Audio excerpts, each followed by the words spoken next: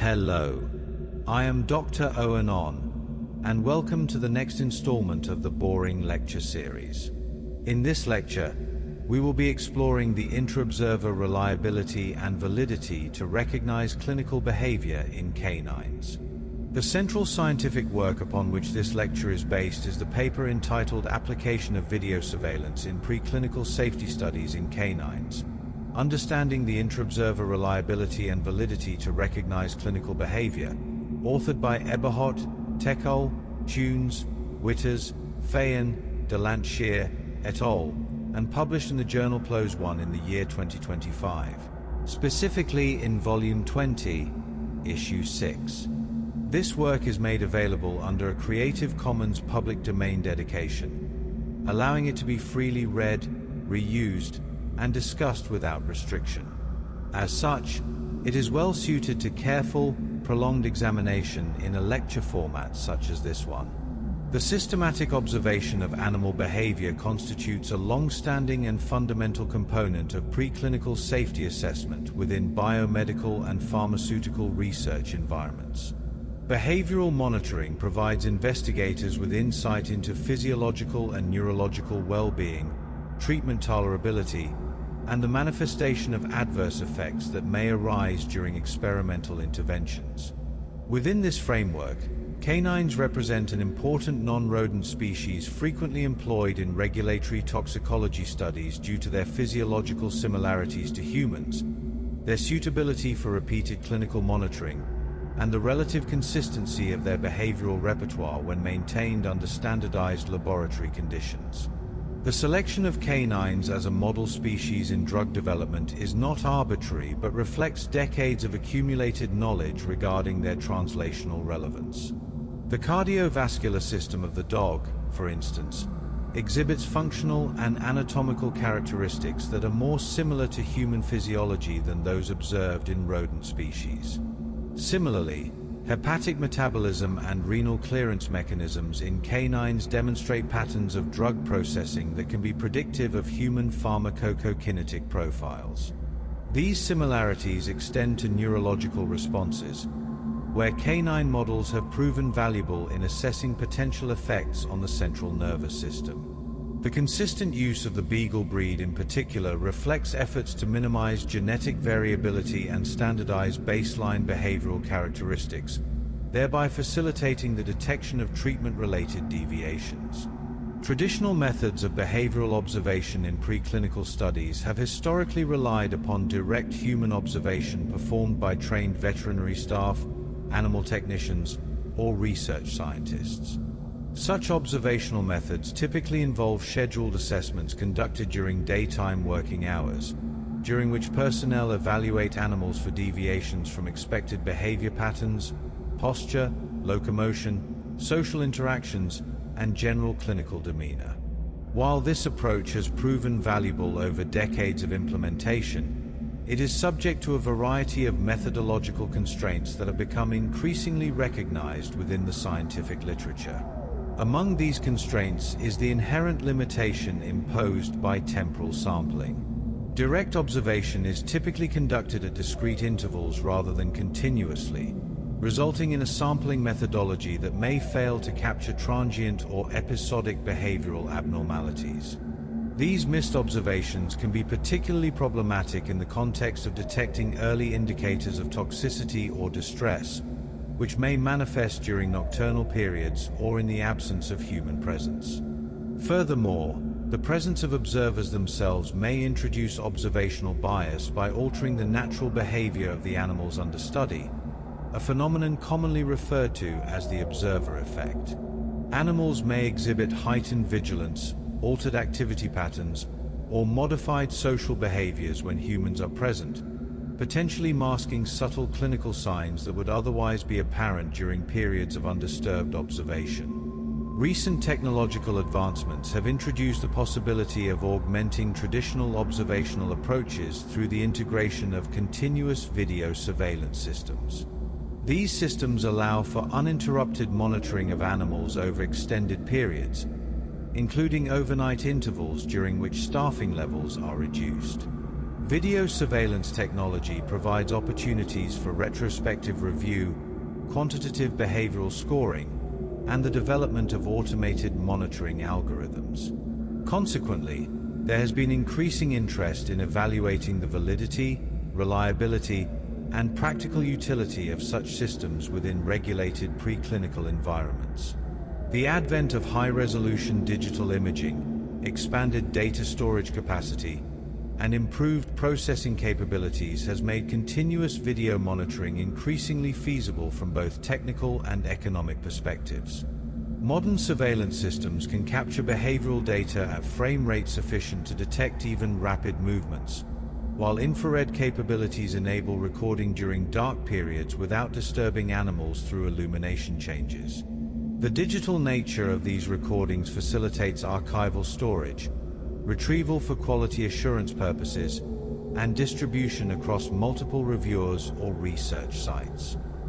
The study conducted by Eberhardt and colleagues sought to examine the application of video surveillance specifically within canine preclinical safety studies. The investigators focused on assessing interobserver reliability, which refers to the degree of consistency between independent observers when evaluating identical behavioral data, as well as validity, defined as the accuracy with which video-based assessments reflect clinically meaningful behavioral phenomena. These metrics are essential for determining whether video surveillance can serve as a dependable adjunct or alternative to traditional in-person clinical observations. The research question addressed by this investigation extends beyond simple feasibility assessment. Rather, the study was designed to systematically characterize the conditions under which video surveillance performs optimally, the types of behavioral phenomena that are amenable to video-based detection, and the observer characteristics that influence scoring accuracy. By addressing these questions through rigorous empirical methodology, the investigators aim to provide evidence-based guidance for the appropriate integration of video surveillance into preclinical safety monitoring protocols. Behavioral assessment in laboratory animals has evolved in parallel with developments in veterinary medicine, ethology, and regulatory toxicology. Early approaches to behavioral monitoring were largely qualitative and depended heavily upon the subjective judgment of experienced observers. Over time, the need for greater standardization and reproducibility led to the development of structured scoring systems designed to reduce observer variability and improve comparability across studies. In canine research, behavioral evaluation often incorporates assessment parameters such as posture, activity level, responsiveness to stimuli, appetite, vocalization, and social interaction with conspecifics or caretakers. These parameters are typically incorporated into standardized clinical scoring sheets that allow observers to assign ordinal ratings representing severity or frequency of behavioral abnormalities. Such scoring systems facilitate statistical analysis and enable the detection of treatment-related effects over time. The specific parameters selected for routine monitoring reflect both regulatory guidance and accumulated empirical knowledge regarding indicators of drug toxicity. Posture, for instance, may reveal musculoskeletal abnormalities, neurological impairment, or pain-related compensatory positioning. Activity level provides insight into general vigor, metabolic status, and neurological function. Responsiveness to external stimuli can indicate sensory deficits, cognitive impairment, or altered states of consciousness. Appetite represents a sensitive indicator of general health status and is frequently among the earliest parameters to demonstrate treatment-related effects. Vocalization patterns may reflect distress, pain, or neurological dysfunction. Social interactions provide information regarding emotional state, cognitive function, and the presence of aggression or fear-related behaviors. Despite these advancements, variability in observer interpretation remains a persistent challenge. Differences in training, experience, and subjective perception can influence scoring outcomes, potentially introducing measurement error. Interobserver reliability testing has therefore become a critical component of validating behavioral scoring methodologies. High interobserver reliability suggests that scoring criteria are sufficiently clear and objective to produce consistent results across different observers, thereby strengthening the credibility of the data generated. The sources of observer variability are multifaceted and have been the subject of considerable research within behavioral science. Perceptual differences among observers may arise from variations in visual acuity, attention to specific behavioral features, or differential weighting of available cues. Cognitive biases, including confirmation bias and expectation effects, may influence interpretation even when observers are ostensibly blinded to treatment conditions. Experience-related differences may manifest as improved pattern recognition among more experienced observers, or conversely, as entrenchment of idiosyncratic interpretation strategies that deviate from standardized criteria. In addition to reliability concerns, traditional observational methods are constrained by logistical limitations. Preclinical studies often involve large cohorts of animals housed in multiple rooms or facilities, necessitating efficient allocation of personnel resources. Continuous direct observation of all animals is generally impractical due to labor costs, scheduling constraints, and the potential for observer fatigue. These limitations have prompted researchers to explore technological solutions capable of supplementing human observation without compromising animal welfare or data integrity. The integration of video surveillance into laboratory animal monitoring represents a natural extension of advancements in digital imaging, data storage capacity, and remote monitoring technologies. Modern surveillance systems typically consist of high-resolution cameras positioned to provide unobstructed views of individual animal enclosures or group housing environments. These systems may incorporate infrared illumination to enable nighttime recording without disturbing animals through visible lighting changes. The technical specifications of surveillance systems must be carefully considered to ensure that recorded footage provides sufficient detail for behavioral assessment. Camera resolution determines the clarity with which subtle movements or postural changes can be discerned. Frame rate influences the temporal resolution of recorded events, with higher frame rates enabling detection of rapid movements such as tremors or seizure activity. Field of view and camera positioning determine the spatial coverage provided by each camera, with trade-offs between wide-angle coverage and close-up detail. Lighting conditions must be optimized to provide adequate illumination for image capture while minimizing disturbance to animals, particularly during dark periods when infrared illumination may be employed. Video surveillance offers several theoretical advantages over traditional observational approaches.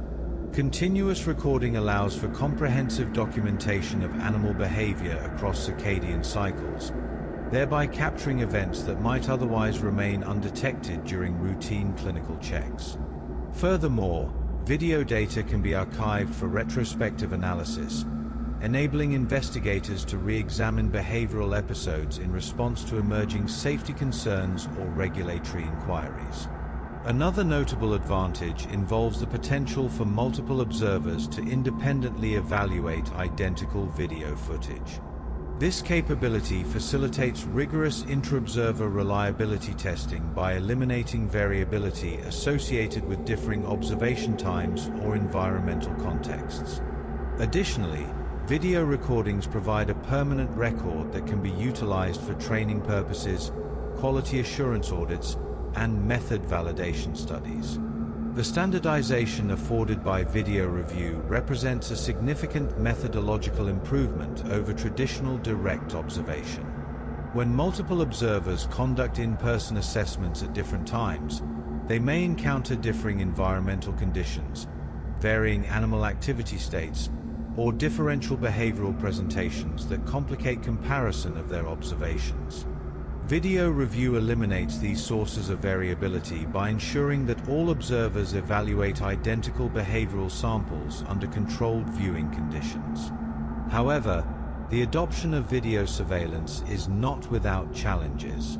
Technical limitations, including camera positioning, image resolution, lighting conditions, and data storage requirements, can influence the quality and interpretability of recorded footage. Furthermore, certain subtle behavioral cues, such as minor facial expressions or tactile interactions, may be difficult to discern through video observation alone. The balance between these advantages and limitations necessitates systematic evaluation through controlled studies designed to compare video-based assessments with traditional in-person observations. Interobserver reliability represents a cornerstone of methodological validation in behavioral research. When multiple observers evaluate identical behavioral data, the degree of agreement between their assessments provides an indication of the clarity and objectivity of the scoring system being employed. In the context of video surveillance, interobserver reliability is particularly important because it determines whether video-based scoring can produce consistent results across different evaluators. Reliability is typically quantified using statistical measures such as Cohen's kappa coefficient, intra-class correlation coefficients, or percent agreement metrics. These statistical tools assess the extent to which observed agreement exceeds what would be expected by chance alone. High reliability values suggest that behavioral categories are well defined and that observers can consistently apply scoring criteria when interpreting video recordings. The selection of appropriate reliability statistics depends upon the nature of the data being evaluated. For categorical judgments made by multiple raters, Fleiss kappa extends the logic of Cohen's kappa to scenarios involving more than two observers. For continuous or ordinal data, intra-class correlation coefficients provide measures of consistency or absolute agreement. Percent agreement metrics, while intuitively interpretable, do not account for chance agreement and may therefore overestimate true reliability. The interpretation of reliability coefficients must also consider the prevalence of the behaviors being assessed, as extremely rare or common categories can produce paradoxical results where high observed agreement corresponds to low kappa values. Eberhardt and colleagues recognize that while video surveillance has been widely adopted in various fields, including security monitoring and wildlife research, its application within regulated preclinical toxicology studies requires rigorous validation. Regulatory authorities often mandate standardized and reproducible methodologies for safety assessment, necessitating empirical evidence demonstrating that video-based behavioral monitoring can meet these standards. The regulatory context surrounding preclinical safety studies imposes stringent requirements for data quality, documentation, and methodological transparency. Good laboratory practice guidelines specify procedures for personnel training, equipment validation, and quality assurance that must be extended to any monitoring methodologies employed in regulated studies. The introduction of video surveillance systems must therefore be accompanied by validation evidence demonstrating that the technology can reliably generate data of equivalent or superior quality to traditional methods. Additionally, evaluating interobserver reliability provides insight into the feasibility of delegating video review responsibilities across multiple staff members or research sites. If reliability is demonstrated to be high, video surveillance may support distributed review workflows, thereby improving efficiency and reducing the burden on individual observers. The operational implications of interobserver reliability extend to workflow design and resource allocation. High reliability enables parallelization of video review tasks, whereby multiple observers can independently evaluate different portions of a large video dataset with confidence that their assessments will be comparable. This capability may be particularly valuable in large-scale studies or situations requiring rapid turnaround of observational data. Conversely, low reliability may necessitate redundant review, consensus processes, or reliance upon a small number of highly trained expert observers, all of which constrain operational flexibility. In addition to reliability, The concept of validity is central to assessing the utility of video surveillance systems. Validity refers to the degree to which video-based observations accurately represent the actual behavioral state of the animal. Even if observers consistently agree when interpreting video footage, their assessments must correspond to clinically meaningful behavioral outcomes in order for the method to be considered valid. Validity encompasses multiple dimensions, including content validity, criterion validity, and construct validity. Content validity pertains to whether the scoring system adequately captures all relevant aspects of canine behavior relevant to welfare and safety assessment. Criterion validity involves comparison of video-based observations with established gold standard methods, such as direct in-person clinical evaluation. Construct validity addresses whether behavioral scores derived from video recordings accurately reflect underlying physiological or pathological processes. In the context of the present investigation, construct validity was operationalized through comparison of observer judgments against expert consensus. This approach treats expert opinion as the best available approximation of true behavioral state, acknowledging that even expert judgment is not infallible but represents a practical standard against which to evaluate observer performance. The establishment of expert consensus through independent review and subsequent reconciliation provides a more robust criterion than reliance upon any single expert's judgment. Eberhardt et al. Emphasize the importance of evaluating validity within the context of preclinical safety studies, where early detection of adverse effects is essential for protecting animal welfare and ensuring accurate risk assessment for investigational compounds. Failure to detect subtle behavioral changes could result in delayed intervention, potentially compromising both animal well-being and scientific outcomes.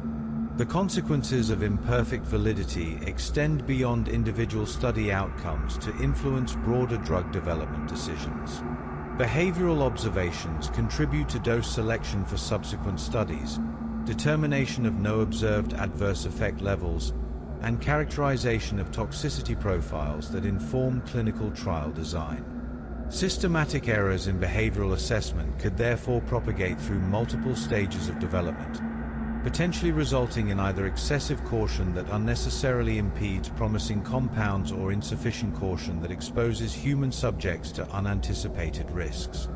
The implementation of video surveillance also intersects with ethical considerations related to laboratory animal welfare. Continuous monitoring may enhance welfare by enabling earlier detection of distress or adverse clinical signs, thereby facilitating timely veterinary intervention.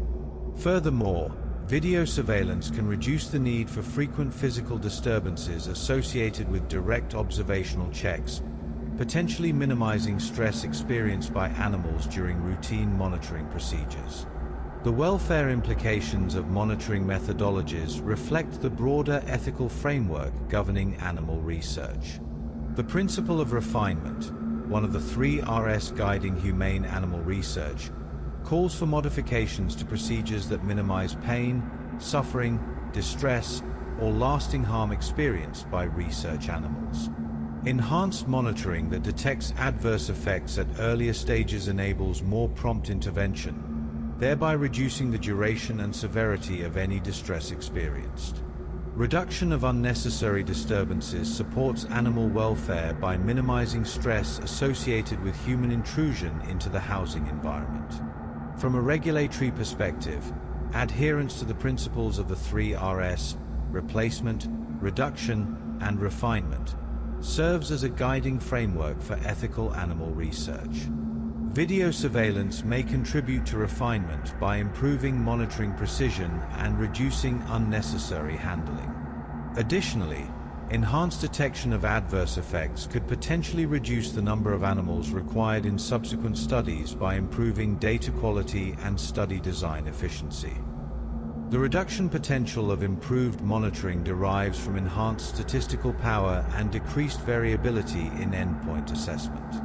More accurate and comprehensive behavioral data may enable detection of treatment effects with smaller sample sizes or provide more precise dose-response characterization that informs subsequent study design. These efficiency gains must be balanced against the reality that regulatory requirements often specify minimum group sizes regardless of statistical considerations, potentially limiting the extent to which monitoring improvements can be translated into reduced animal use. Nevertheless, implementation of surveillance technology must be accompanied by careful consideration of data management practices, privacy concerns related to staff visibility within recorded footage, and the establishment of standardized protocols for video review and storage. These operational considerations represent an integral component of integrating surveillance technology into routine preclinical workflows. The primary objective of the study conducted by Eberhardt and colleagues was to evaluate the application of video surveillance as a tool for monitoring clinical behavior in canines participating in preclinical safety studies. Specifically, the investigators aimed to determine the interobserver reliability of behavioral scoring derived from video recordings and to assess the validity of these scores relative to traditional clinical observations. The framing of these objectives reflects a pragmatic approach to technology evaluation. Rather than asking whether video surveillance is superior to traditional observation in some absolute sense, the investigators sought to characterize the specific conditions and applications for which video-based assessment performs adequately. This approach acknowledges that different monitoring modalities may exhibit complementary strengths and that optimal study design may involve thoughtful integration of multiple approaches rather than wholesale replacement of one method by another. Secondary objectives included evaluating the feasibility of implementing video surveillance within a regulated laboratory environment and identifying potential limitations associated with video-based behavioral assessment. Through systematic comparison of observer assessments, the study sought to generate empirical data supporting evidence-based recommendations for integrating surveillance technology into preclinical safety monitoring protocols. The feasibility considerations addressed by the investigation extend beyond simple technical capability to encompass workflow integration, resource requirements, and compatibility with existing regulatory frameworks. A technology may be theoretically effective yet practically infeasible if it requires specialized expertise unavailable within typical research settings, imposes excessive time burdens on already constrained personnel, or generates data in formats incompatible with regulatory submission requirements. The investigation conducted by Eberhardt et al. Contributes to a broader movement within biomedical research toward incorporating digital monitoring technologies to enhance data quality, reproducibility, and operational efficiency. Advances in artificial intelligence and automated behavior recognition algorithms have further increased interest in leveraging video surveillance for real-time monitoring and predictive analytics. The trajectory toward automated behavioral analysis represents a logical extension of video surveillance implementation. Machine learning algorithms trained on expert annotated video datasets may ultimately achieve rapid, objective, and consistent behavioral classification across large video repositories. Such automation could address the labor-intensive nature of manual video review while maintaining or exceeding the reliability and validity of human scoring. However, the development of robust automated systems requires substantial training datasets annotated according to standardized criteria, a need that the present investigation helps to address through its systematic characterization of expert consensus and observer performance. If validated, video-based behavioral monitoring could facilitate earlier identification of treatment-related toxicity, improve animal welfare outcomes, and support regulatory compliance through enhanced documentation and auditability. Moreover, standardized video datasets could provide valuable resources for training and calibration of observers, thereby reducing variability across research institutions. The potential for cross-institutional standardization represents a particularly valuable outcome of video-based monitoring. Currently, Observers at different research sites may be trained according to institution-specific protocols and may have limited opportunities for calibration against external standards. Standardized video datasets could serve as common reference materials, enabling observers to benchmark their performance against established criteria and reducing systematic differences in behavioral assessment across sites. Such standardization would enhance comparability of safety data generated at different institutions and could improve meta-analytic synthesis of preclinical evidence. However, successful implementation requires careful consideration of methodological standardization, staff training requirements, technological infrastructure, and cost-benefit analyses. The findings of the study therefore hold significance not only for canine safety studies, but also for broader applications across multiple species and research contexts.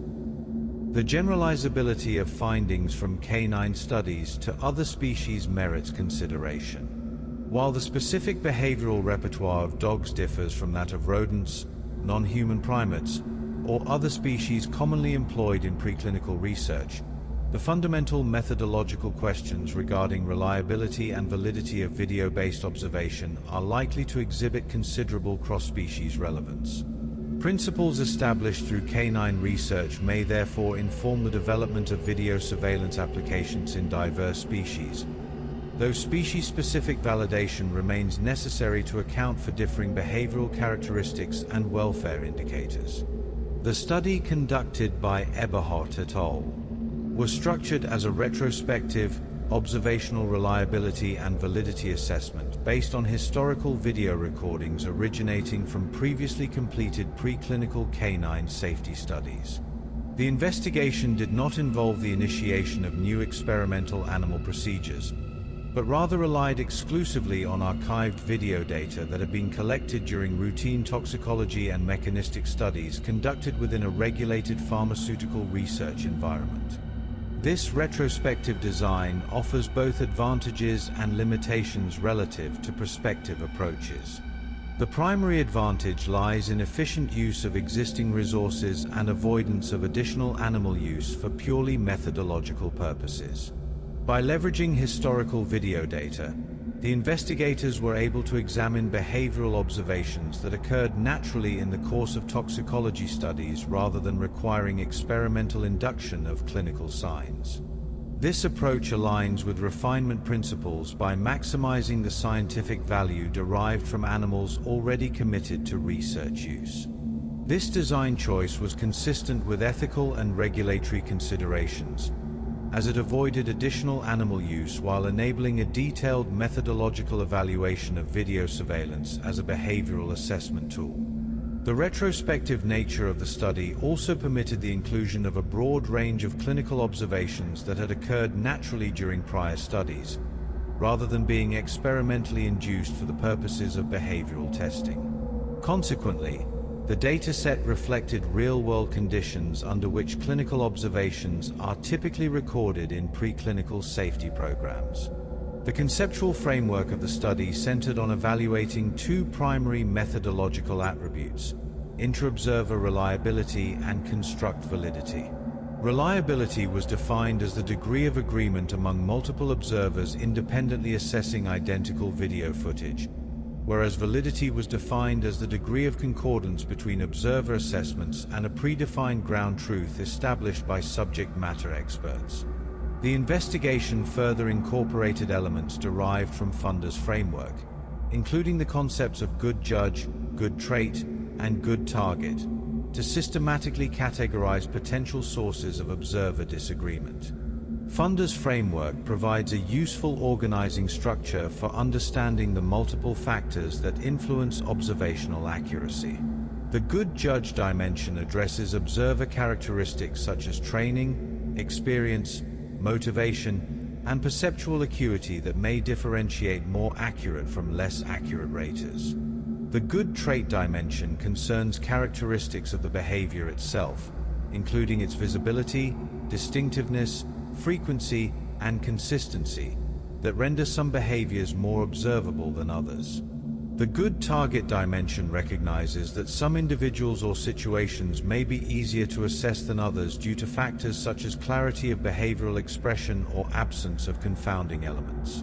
The good information dimension, while not extensively explored in the present investigation, addresses the quality of definitions, training materials, and decision criteria provided to observers.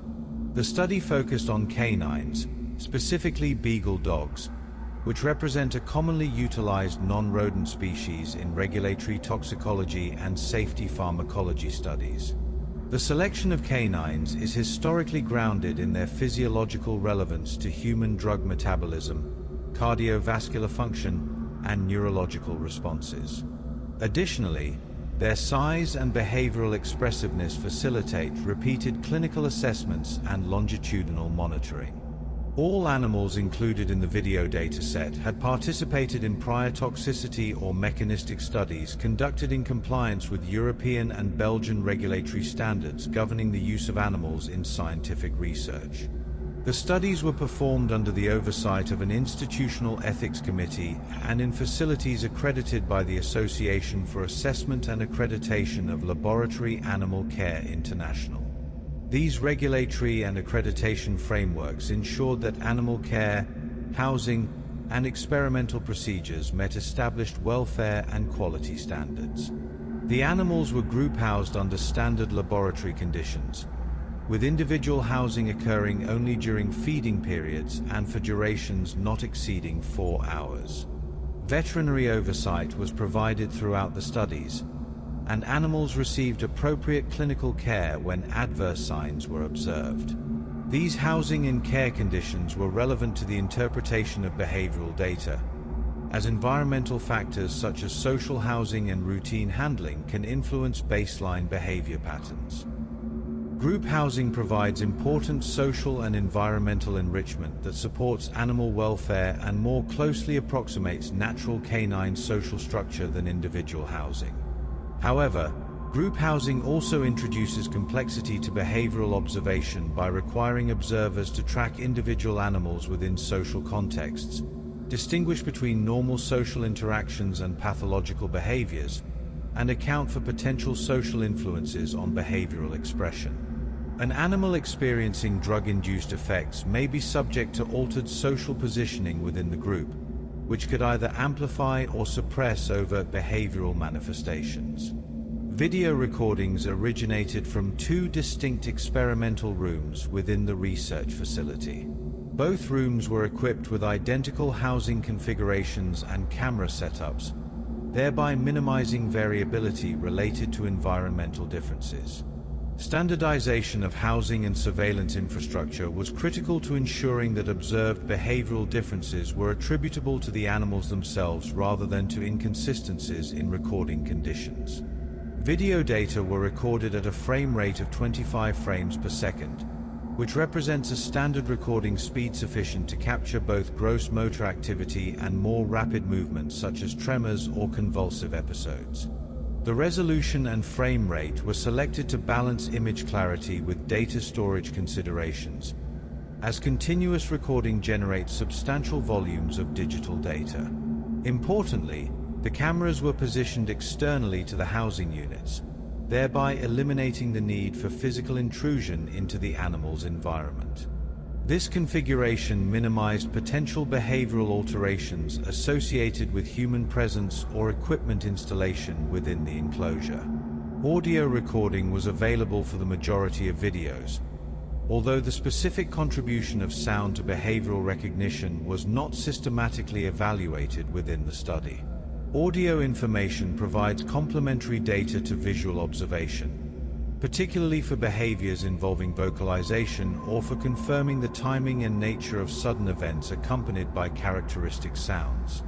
However, audio quality in multi-animal environments may be compromised by overlapping vocalizations, background noise from facility ventilation or equipment, and acoustic characteristics of housing structures that may distort or occlude sounds.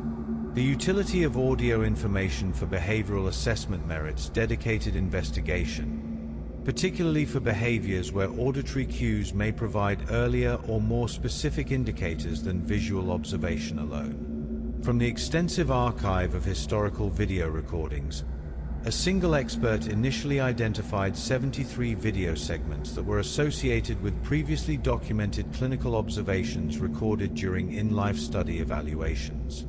These segments were selected based on timestamps corresponding to cage-side observations made by laboratory technicians.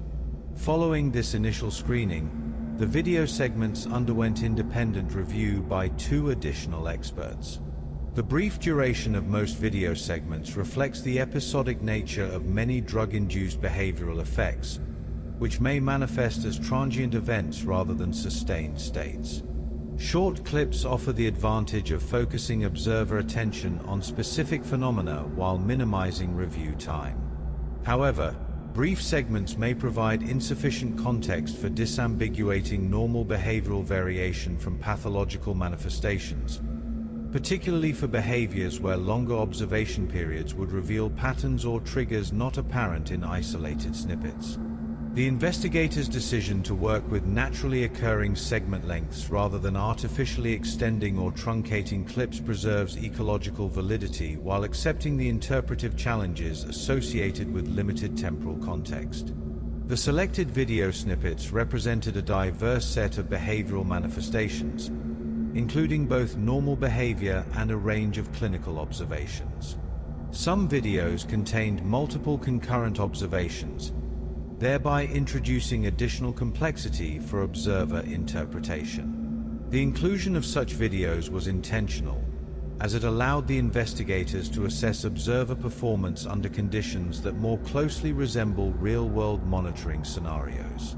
Real-world toxicological observations frequently involve complex presentations where multiple effects occur simultaneously or where clinical signs overlap with normal behavioral responses to environmental stimuli. The inclusion of videos containing multiple concurrent observations enhances the external validity of the investigation by capturing this complexity. However, such scenarios also present interpretive challenges, as observers must partition their attention across multiple potential abnormalities and may exhibit differential sensitivity to concurrent versus isolated manifestations of the same behavior. A total of 13 clinical observations were selected for evaluation in the interobserver agreement analysis.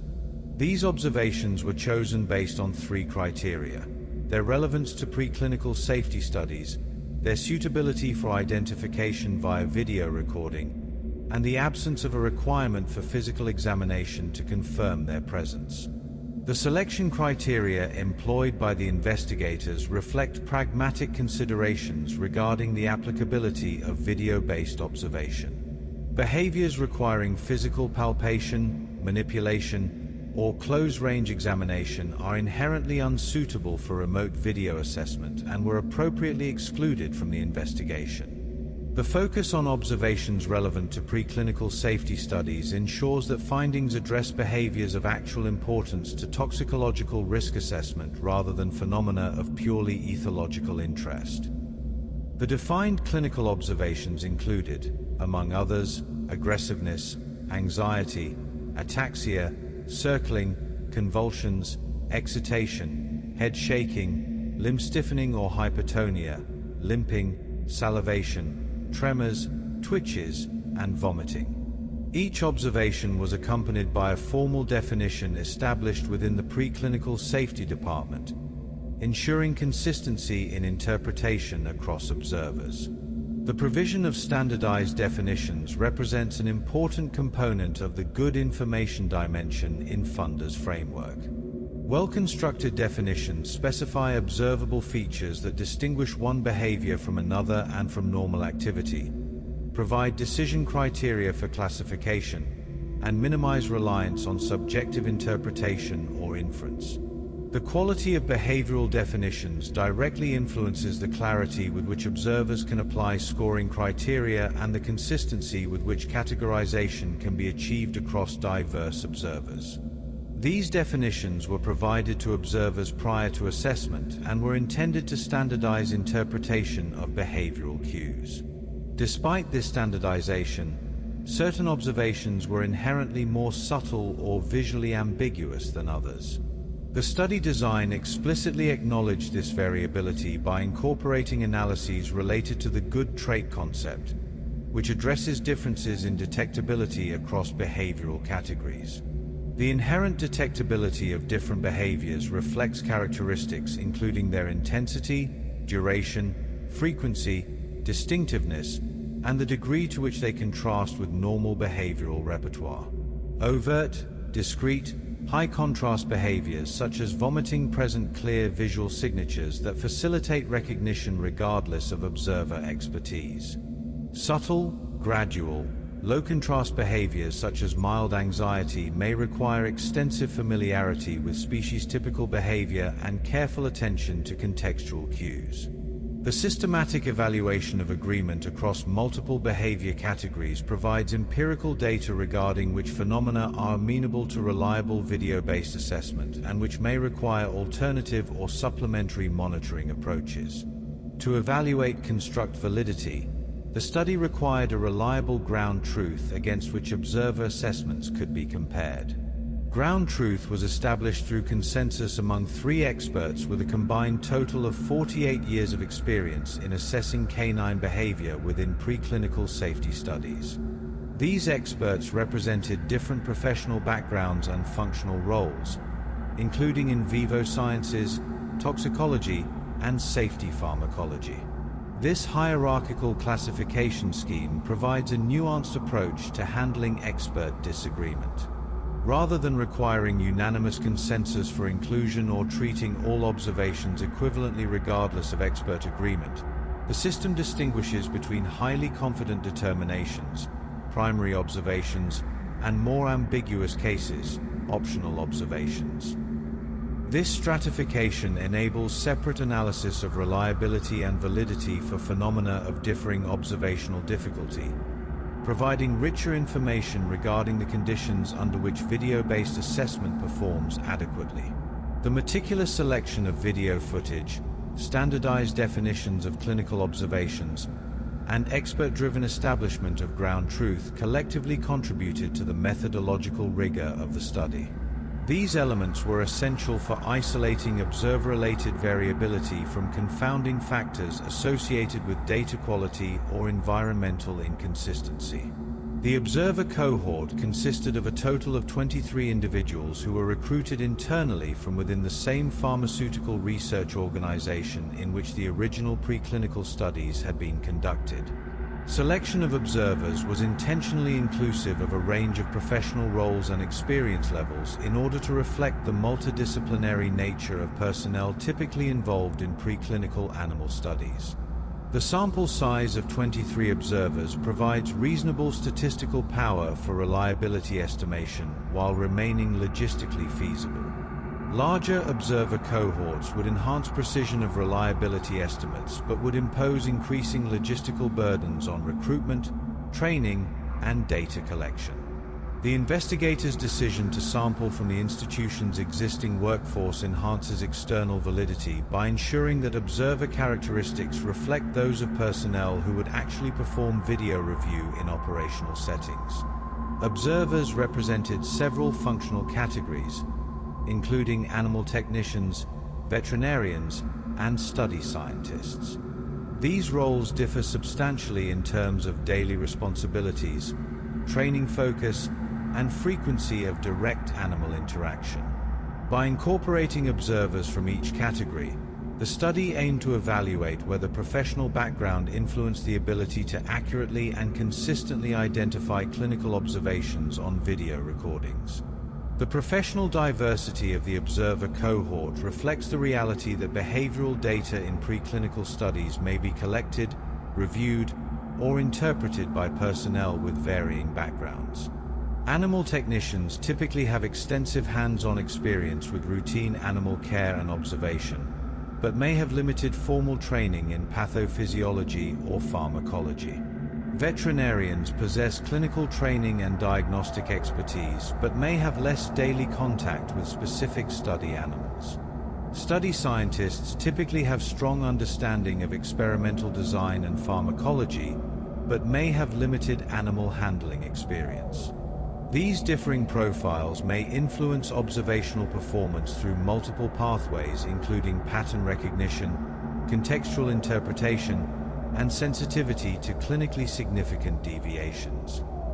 Participation was voluntary, and observers were blinded to all contextual information regarding the original studies, including treatment assignments, study objectives, and prior in-person observations. This blinding was critical to reducing expectation bias and ensuring that assessments were based solely on observable behavior captured within the video footage. Blinding to treatment and study context eliminates expectation effects, whereby observers might unconsciously bias their interpretations toward anticipated outcomes. Without knowledge of treatment group, observers cannot allow expectations regarding drug effects to influence their categorization of ambiguous behaviors. This blinding enhances internal validity by ensuring that observer judgments reflect genuine perceptual and interpretive processes rather than hypothesis-driven pattern recognition. In addition to professional role, observers were stratified according to their level of experience in recognizing and evaluating clinical behavior in canines.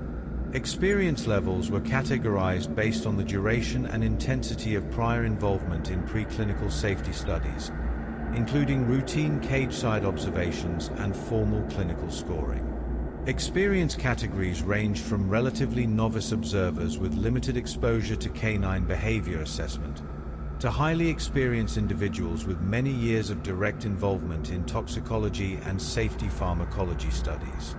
This stratification allowed for evaluation of the good judge component described by Funder, which posits that some observers may inherently perform better due to greater expertise or observational skill.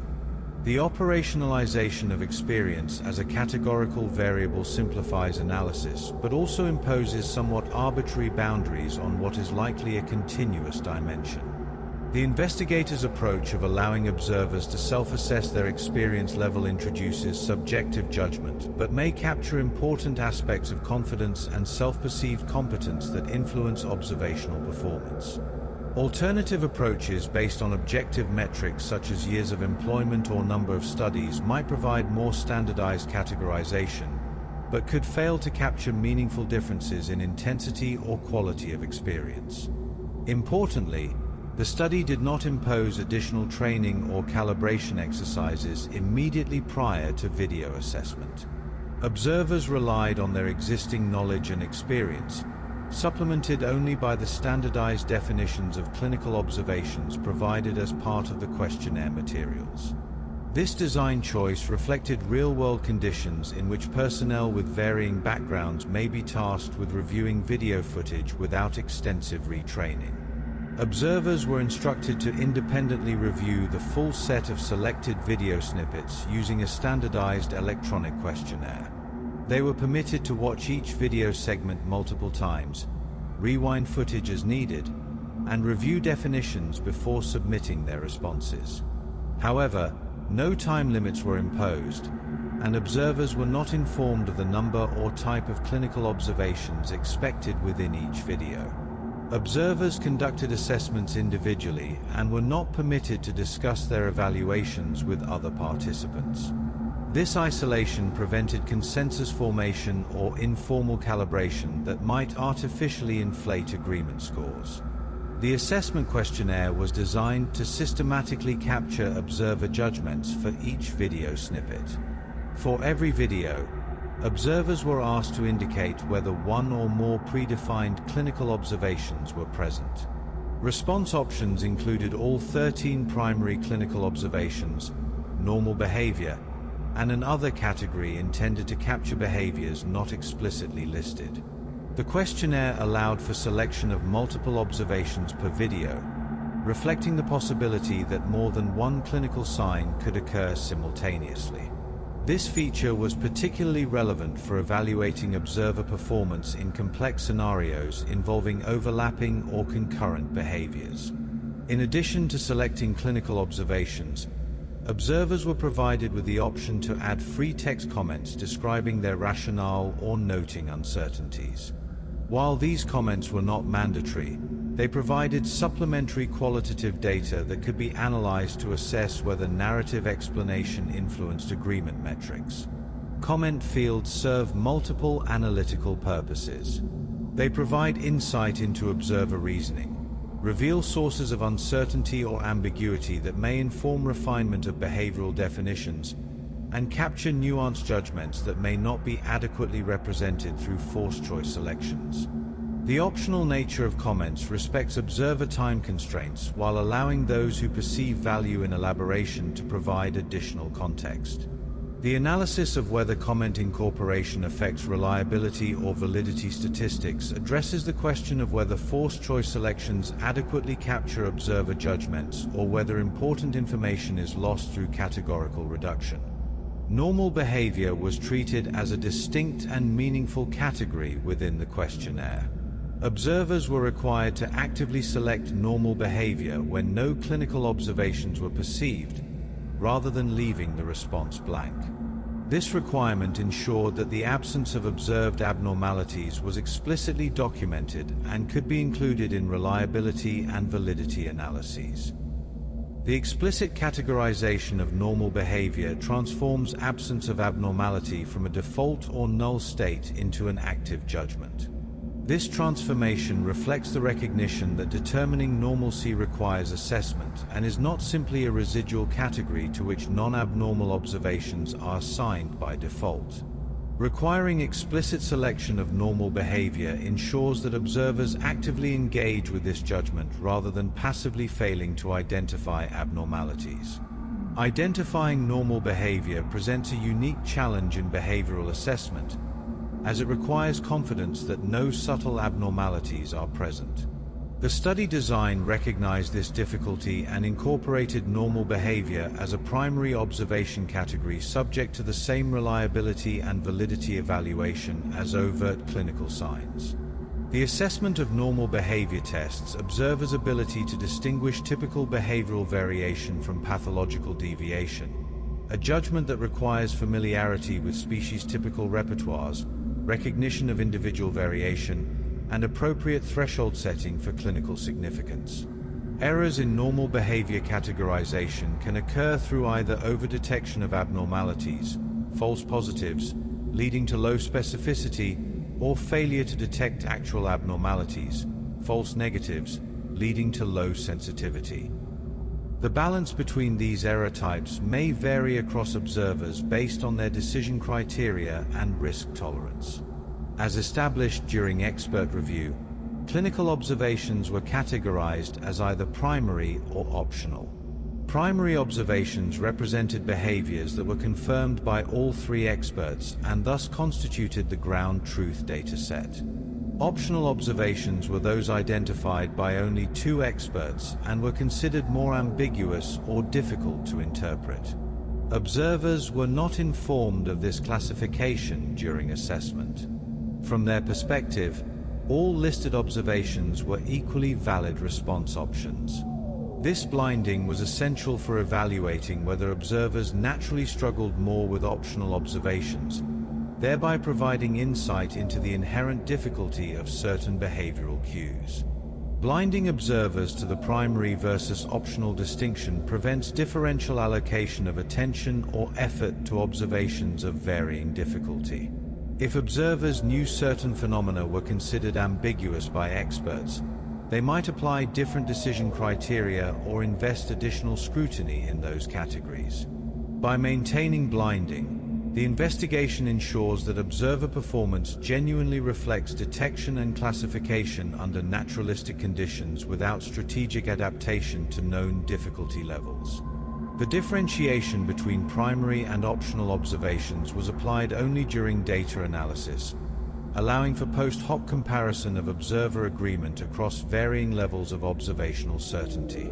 Multiple strategies were employed to minimize bias throughout the observer assessment process. Blinding to study context, treatment information, and expert determinations reduced the likelihood that observers' expectations influenced their judgments. Standardized definitions and identical video footage further reduced variability attributable to information asymmetry. Additionally, observers were unaware of the distribution of clinical observations across the video dataset. This prevented anticipatory bias, such as assuming that each video contained a clinical abnormality or that certain behaviors were more prevalent than others. Uncertainty regarding the prevalence of different observations prevents observers from applying base rate heuristics that might bias individual judgments. If observers expected high prevalence of a particular behavior, they might lower their threshold for positive identification, increasing sensitivity at the cost of specificity. Conversely, expecting low prevalence might elevate thresholds, improving specificity while reducing sensitivity. By maintaining uncertainty about prevalence, the investigation ensures that observer decisions reflect evaluation of individual videos rather than strategic adaptation to expected distributions. Collectively, these measures enhance the internal validity of the study by isolating observer interpretation as the primary source of variability under investigation. The comprehensive approach to bias minimization strengthens confidence that observed patterns of reliability and validity genuinely reflect observer capabilities and behavioral characteristics rather than artifacts of study design or systematic expectation effects. This methodological rigor provides a solid foundation for drawing inferences regarding the utility of video-based behavioral assessment in preclinical settings. Upon completion of all questionnaires, observer responses were aggregated into a centralized data set for statistical analysis. Each observer video observation combination constituted a discrete data point, enabling detailed examination of agreement patterns across observers, behaviors, and video segments. Responses were coded to distinguish between correct identification of primary observations, misclassification of behaviors, false positives, and missed observations. This granular coding facilitated calculation of interobserver reliability metrics as well as comparison between observer assessments and expert-established ground truth. The dataset also supported secondary analyses examining the influence of experience level, professional role, and behavioral category on agreement outcomes, thereby aligning with the study's broader objective of evaluating the practical applicability of video surveillance in preclinical safety monitoring. The structured data organization enables flexible analytical approaches addressing multiple research questions from a single data set. The hierarchical structure of the data, with observations nested within videos, videos nested within observers, accommodates multi-level statistical models that can partition variance across these levels and test hypotheses regarding the relative contributions of observer characteristics, behavioral characteristics, and video-specific factors to overall variability in assessment. The primary analytical objective of the study was to quantify the degree of agreement among multiple observers evaluating identical behavioral data derived from video surveillance. Because the data consisted of categorical judgments made by more than two observers, conventional correlation-based approaches were not appropriate. Instead, the investigators selected statistical methods specifically designed to assess agreement beyond chance. The chosen framework emphasized transparency, reproducibility, and alignment with established conventions in behavioral and clinical research. Statistical analyses were conducted using validated software tools commonly employed in biomedical research, ensuring that calculations adhered to recognized standards. The selection of analytical methods reflects careful consideration of the data structure, research questions, and interpretive framework appropriate to the investigation. Interobserver reliability was quantified primarily using Fleiss kappa, a statistical measure that extends Cohen's kappa to situations involving multiple raters. Fleiss kappa evaluates the extent to which observed agreement among raters exceeds the level of agreement that would be expected by chance alone. The fundamental insight underlying kappa statistics is that some degree of agreement will occur purely by chance, particularly when behavioral categories have unequal prevalence. Simply reporting percent agreement without accounting for chance agreement can therefore be misleading, as high percent agreement may occur even with essentially random categorization if one category is highly prevalent. To contextualize kappa values, the study adopted commonly cited interpretive thresholds originally proposed by Landis and Koch. These thresholds categorize agreement strength as follows. Values less than 0 represent poor agreement. Values from 0 to 0.20 represent slight agreement. Values from 0.21 to 0.40 represent fair agreement. Values from 0.41 to 0.60 represent moderate agreement. Values from 0.61 to 0.80 represent substantial agreement. And values from 0.81 to 1.00 represent almost perfect agreement. While these thresholds are widely used across diverse research domains, the investigators acknowledge their somewhat arbitrary nature and emphasize that kappa values should be interpreted in conjunction with contextual factors such as task complexity, observer experience, and inherent detectability of the behavior under study. Different research contexts may warrant different standards for acceptable agreement, with safety-critical applications potentially requiring higher thresholds than exploratory research. The Landis and Koch criteria provide useful benchmarks but should not be applied mechanistically without consideration of domain-specific requirements and constraints. Because observers were permitted to select multiple clinical observations per video, the dataset included instances of overlapping categorical judgments. Each observation category was therefore analyzed independently, resulting in separate kappa values for each clinical sign. This analytical approach allowed for identification of behaviors that were consistently recognized across observers versus those that were prone to misinterpretation or disagreement. It also facilitated direct comparison between behaviors characterized by overt motor activity and those involving more subtle or transient manifestations. Interobserver reliability analyses were conducted separately for primary and optional clinical observations. This stratification enabled evaluation of whether behaviors that were unanimously identified by experts were also more reliably detected by observers. As anticipated, primary observations generally yielded higher kappa values than optional observations. This finding supported the notion that behaviors with clearer visual signatures are more amenable to reliable video-based assessment. Optional observations, by contrast, exhibited greater variability, reflecting their inherently ambiguous or borderline nature. The parallel between expert certainty and observer reliability provides convergent evidence that observational difficulty is relatively objective and consistent across different types of observers.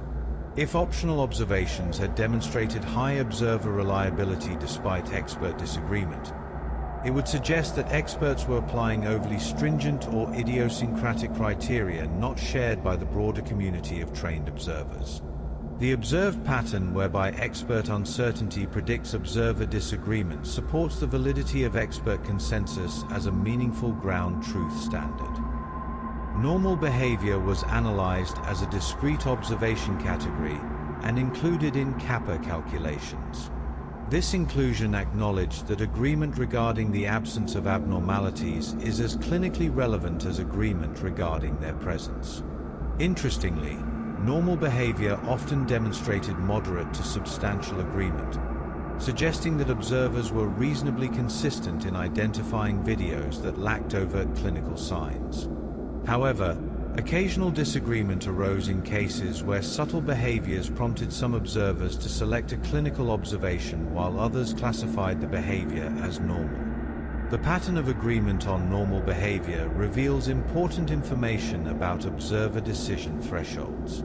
Conservative observers who require strong evidence before classifying behavior as abnormal will tend to assign normal behavior more frequently, while liberal observers with lower thresholds will more readily identify potential abnormalities. These individual differences in decision criteria represent a fundamental source of variability that cannot be entirely eliminated through standardization, but can be characterized and potentially addressed through calibration exercises. Construct validity was assessed by comparing observer judgments to the expert-established ground truth. For each observation category, the proportion of observer responses that matched the primary expert consensus was calculated. Validity metrics were not reduced to a single summary statistic, but were instead presented descriptively across observation categories. This approach reflected the investigators' recognition that validity is context-dependent and may vary substantially between behaviors. The decision to present validity as a set of behavior-specific percentages rather than computing overall validity statistics preserves the granularity necessary for practical decision-making. Aggregate validity measures would obscure important differences between behaviors and could create false impressions of adequate performance across all categories when in fact validity is acceptable only for a subset. The descriptive presentation approach provides transparent information that allows readers to evaluate validity in the context of their specific needs and priorities. Behaviors such as convulsions and vomiting demonstrated high validity, with observer judgments frequently aligning with expert determinations. In contrast, behaviors such as anxiety and ataxia exhibited lower validity, reflecting challenges in visually distinguishing these states without supplementary contextual information. The validity patterns observed across different behaviors closely paralleled reliability patterns, suggesting that the factors influencing agreement among observers also influence agreement with expert consensus. This convergence between reliability and validity patterns provides reassurance regarding the coherence of the measurement system. If behaviors demonstrated high interobserver agreement but low correspondence with expert consensus, it would suggest that observers were converging on systematic misinterpretations. The observed pattern whereby reliability and validity track together indicates that when observers agree with each other, they also tend to agree with experts, supporting the meaningfulness of both forms of agreement. The study acknowledged that the prevalence of specific behaviors within the video dataset influenced kappa values. Rare observations, even when clearly identifiable, may yield lower kappa values due to limited opportunities for agreement. Conversely, highly prevalent categories may inflate agreement metrics. This prevalence effect was considered during interpretation, and the investigators cautioned against over-reliance on kappa values in isolation. Instead, kappa statistics were interpreted alongside raw agreement percentages and qualitative assessments of observer performance. The prevalence paradox represents a well-recognized limitation of kappa statistics and underscores the importance of examining multiple metrics rather than relying on any single summary statistic.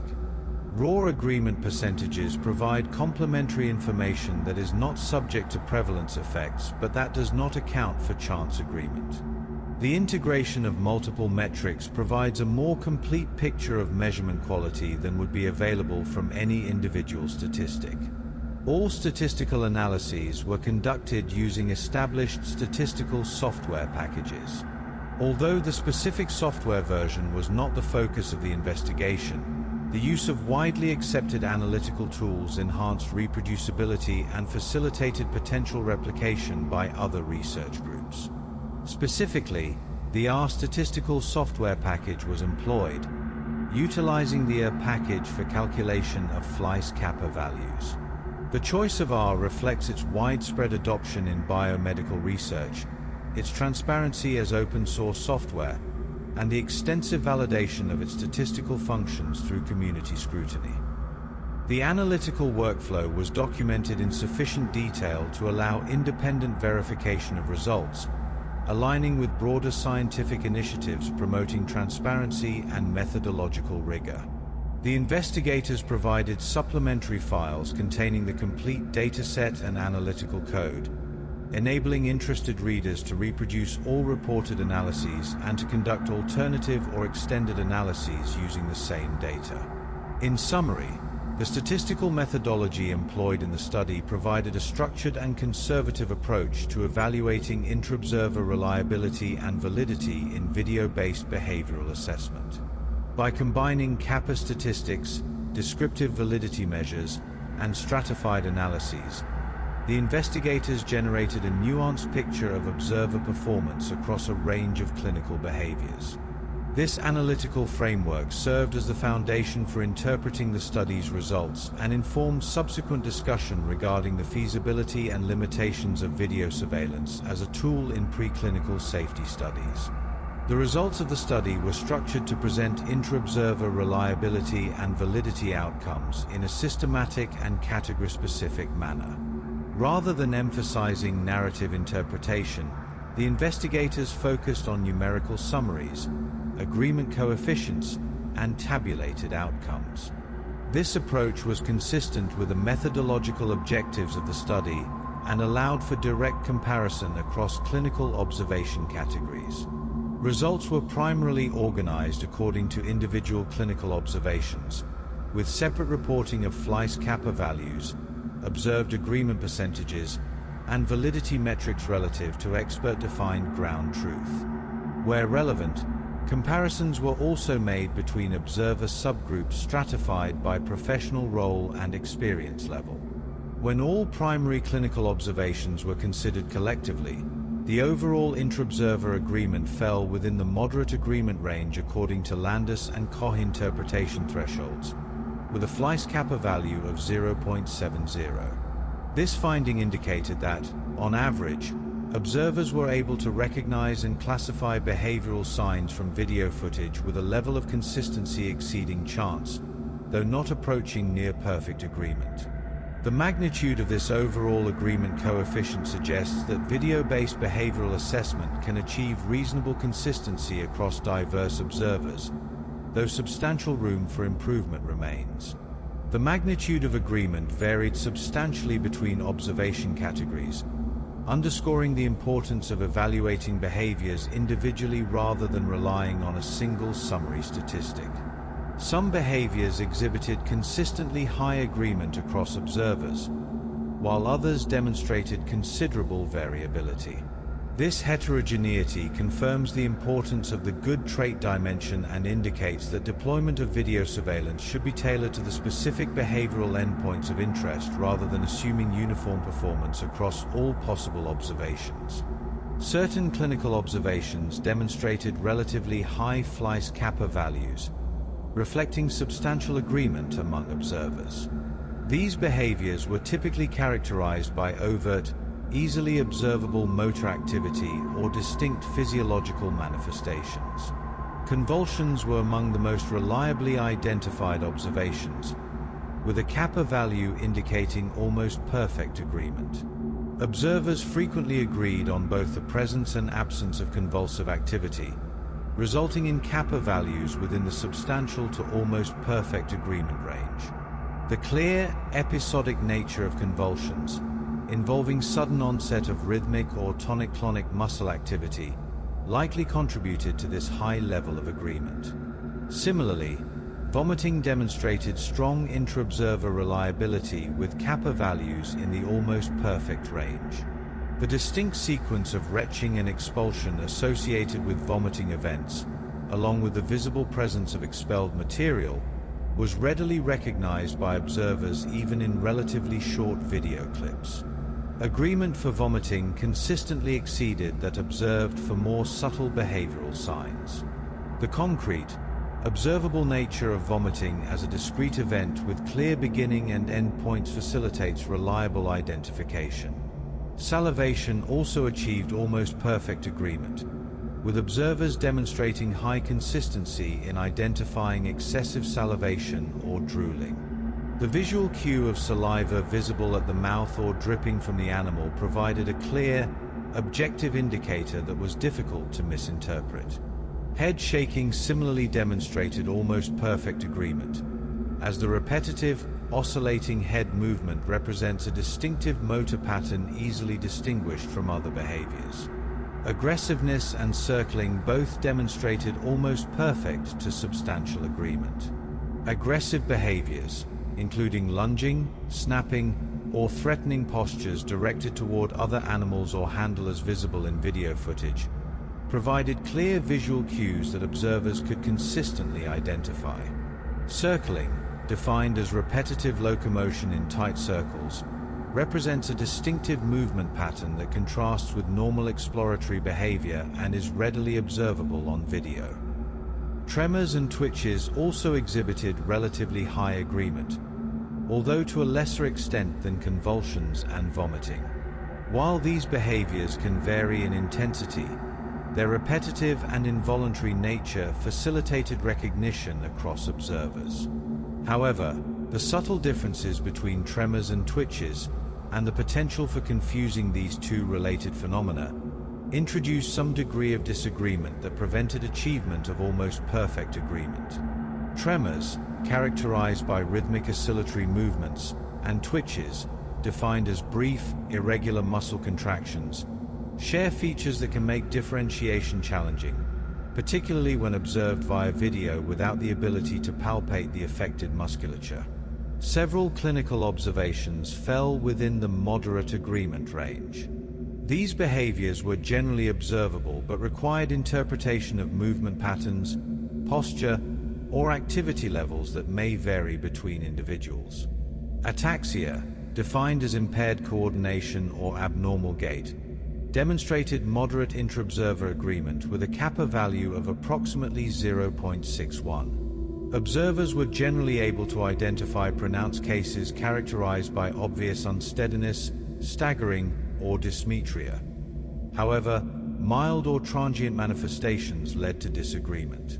Differences in individual thresholds for classifying gait abnormalities as pathological versus normal variation contributed to variability in observer responses. The assessment of ataxia illustrates the challenges inherent in evaluating graded phenomena that exist along a continuum from normal to clearly abnormal. Observers must determine where along this continuum behavior crosses the threshold into clinical significance, a determination that depends on familiarity with normal gait variation and recognition of subtle deviations. Video observation may provide less information for this judgment than in-person assessment, where observers can observe gait from multiple angles and potentially prompt the animal to move in ways that reveal coordination deficits. Circling behavior yielded moderate to substantial agreement.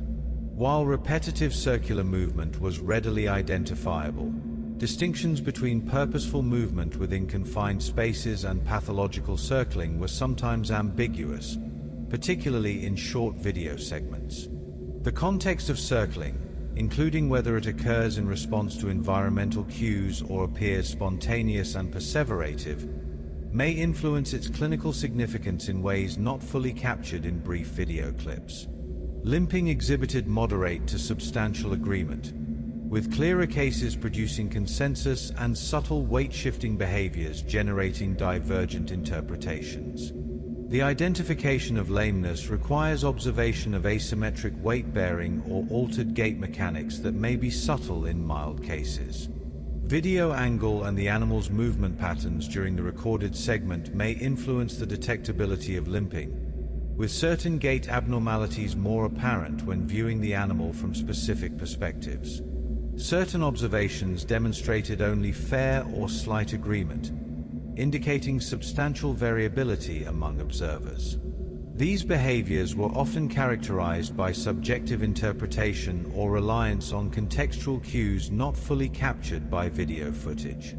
Anxiety consistently exhibited lower agreement, with kappa values in the substantial range but lower than more overt behaviors.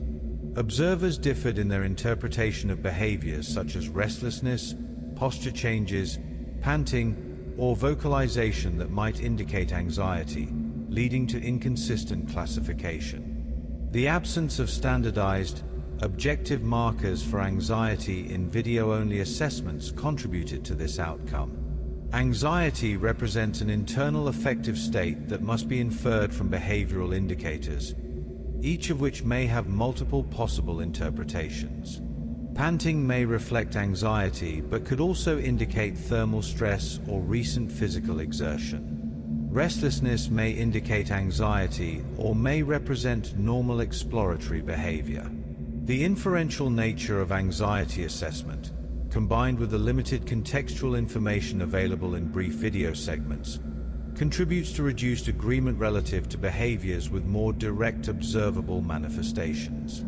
Aggressiveness showed substantial agreement overall, though lower than some other observations.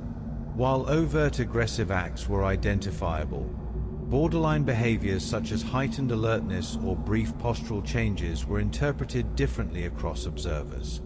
The distinction between defensive posturing, play behavior, and genuine aggression may be difficult to determine from video alone without knowledge of preceding events or social dynamics. Excitation demonstrated moderate agreement but lower validity.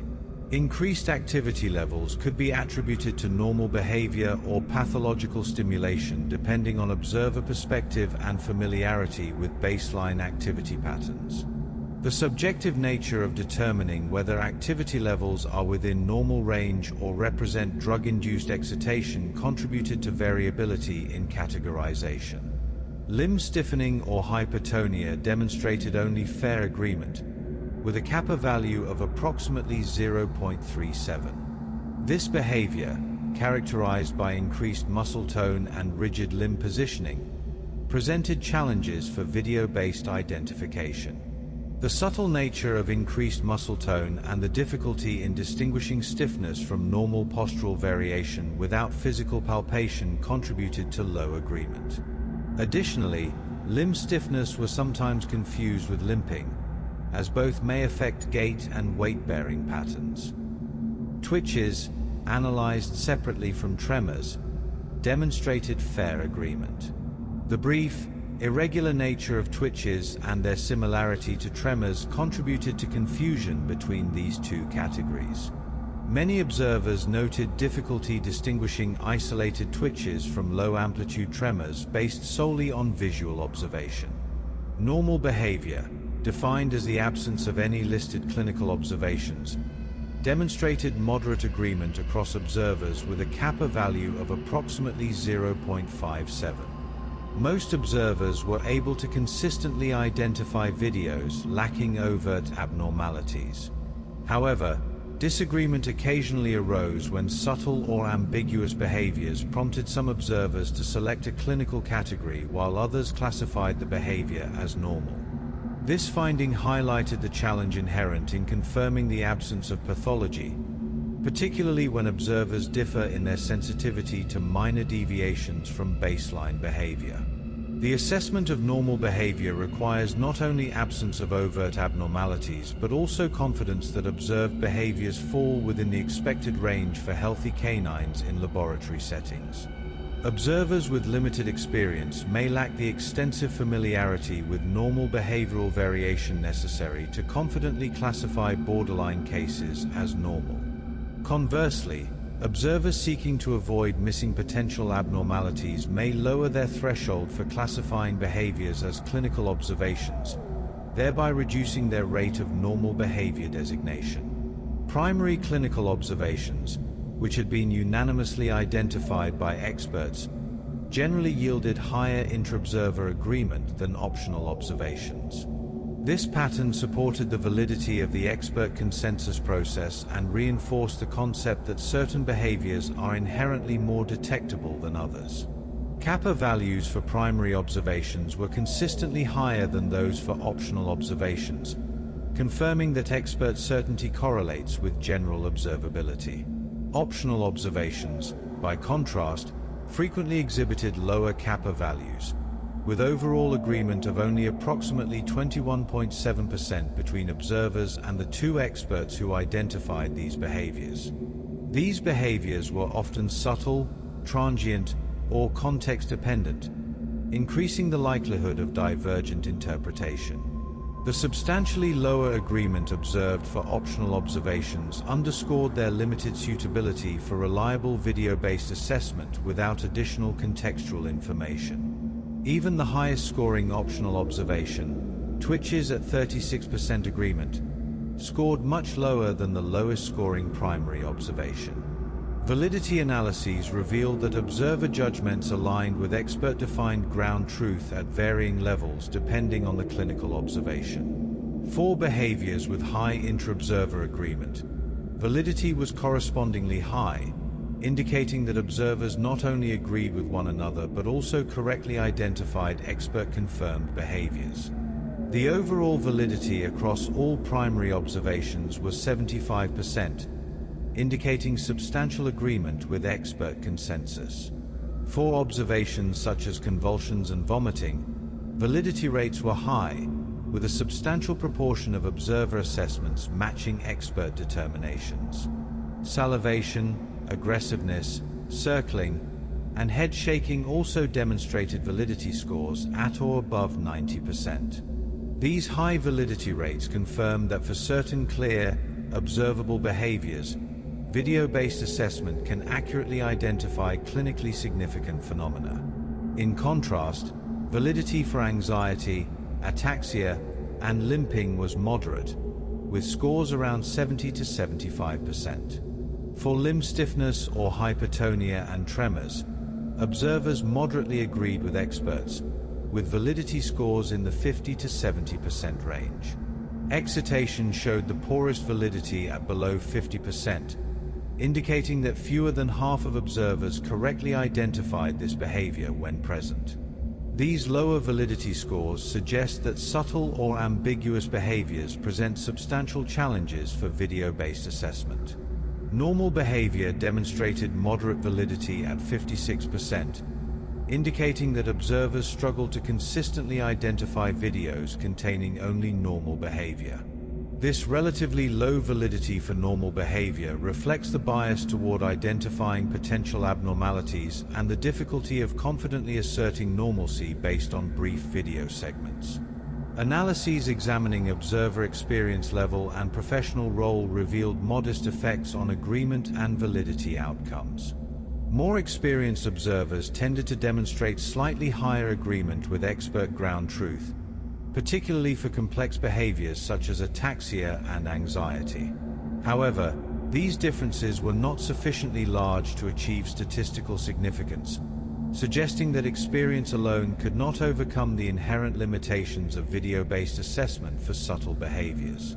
The overall validity for observers with high experience was 77% compared to 75% for moderate experience and 74% for minimal experience. The limited effect of experience on overall validity suggests that the factors limiting video-based assessment are primarily related to the information content of the video footage rather than observer skill. If experience differences were more pronounced, it would suggest that specialized training or expertise could substantially improve video-based assessment. The modest effects observed indicate that even experienced observers are constrained by the inherent limitations of video as an observational medium for certain behavioral phenomena. Differences between professional roles were similarly modest. Technicians showed a slight trend toward higher validity at 77% compared to scientists at 75% and veterinarians at 74%. This finding suggested that while training and experience contribute to observer performance, the visual characteristics of the behavior itself play a more dominant role in determining agreement. Technicians' slightly superior performance may reflect their more extensive daily contact with canines and routine observational responsibilities.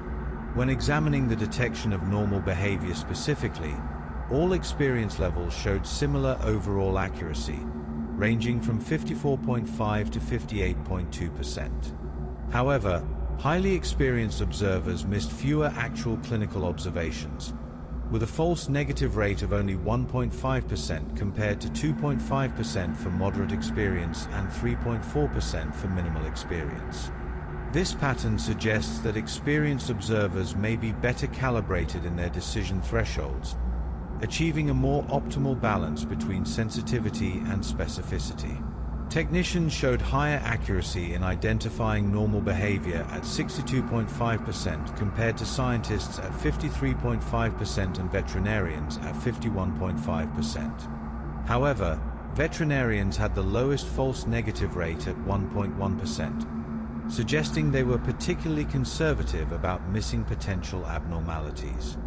These role-based differences likely reflect differing emphases in training and responsibilities, with veterinarians prioritizing sensitivity to potential health concerns. To evaluate the good target dimension, experts scored the difficulty of detecting each primary and optional observation.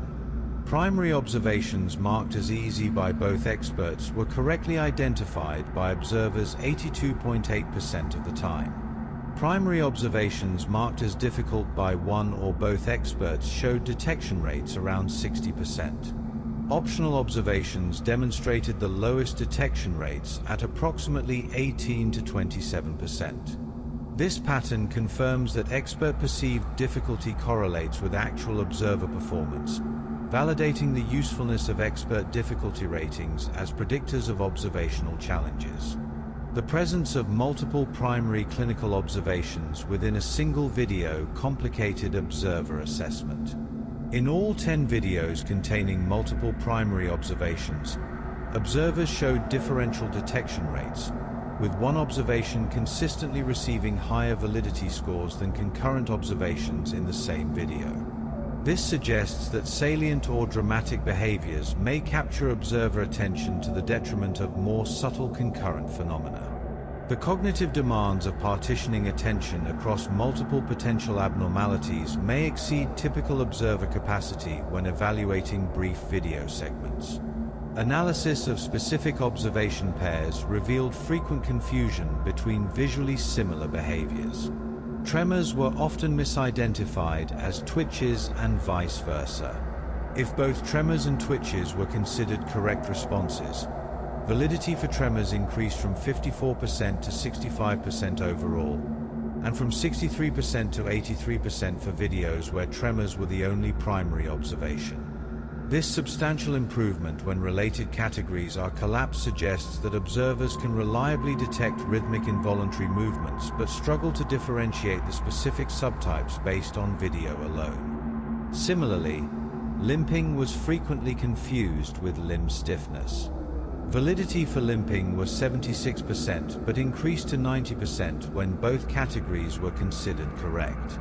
Ataxia was occasionally confused with limb stiffness or limping, though this had less impact on overall scores. These patterns of confusion indicate systematic difficulties in distinguishing between gait-related abnormalities that may share visual features. For excitation, validity was very high, 96 to 100%. In the two videos where it was the only primary observation but dropped to 13 to 35% in videos containing multiple primary observations. This dramatic difference suggests that excitation is reliably detectable in isolation, but may be overlooked when co-occurring with more obvious abnormalities such as circling or anxiety. The lower salience of excitation relative to other behaviors results in reduced detection when multiple phenomena compete for observer attention. In summary, the results demonstrated that video surveillance can support reliable and valid identification of certain clinical observations in preclinical canine studies, particularly those characterized by overt motor or physiological manifestations. However, substantial variability was observed for behaviors requiring subjective interpretation or contextual inference. These findings provided a quantitative foundation for subsequent discussion regarding the strengths and limitations of video surveillance as a supplementary tool for clinical observation in preclinical safety studies. The findings of the present investigation provide a measured and incremental contribution to the understanding of video surveillance as a tool for behavioral assessment in preclinical canine safety studies. Rather than demonstrating unequivocal superiority or inadequacy, the results indicate that video-based observation occupies a defined and limited role within the broader framework of clinical monitoring. Interobserver reliability and validity were shown to be highly dependent on the nature of the clinical observation under consideration. Behaviors characterized by distinct and observable motor patterns were generally identified with acceptable consistency and accuracy, whereas behaviors requiring subjective interpretation or contextual awareness were associated with greater variability. These outcomes align with prior literature suggesting that the reliability of behavioral assessment tools is closely linked to the clarity and objectivity of the behaviors being measured.